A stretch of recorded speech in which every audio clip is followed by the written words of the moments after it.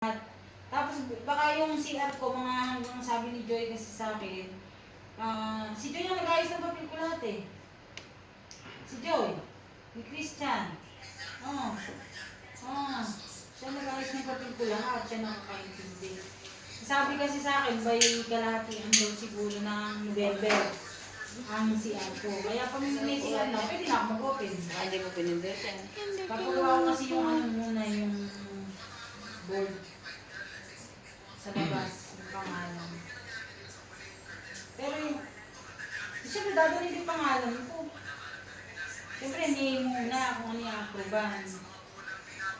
Tsaka pangalan ni Crystal, tinignan ko rin kasi tatlo yung hiningi yung pangalan eh. Pero nilagay ko pa rin Moya Beauty Salon. Tapos, May, saka Crystal. Kasi yung Crystal maganda din sa salon. Kaya yun. Pagka malalang niya yung week na to, halin din ang mga aproban, sabi ni Jay sa akin.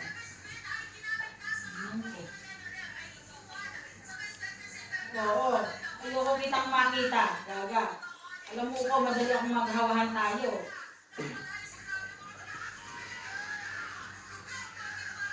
Kaya nga, yung ubo.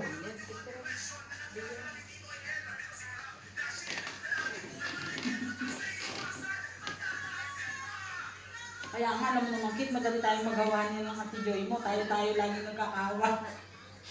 Huwag na huwag mo kong iahawa sa ubo. Kasi alam mo namang...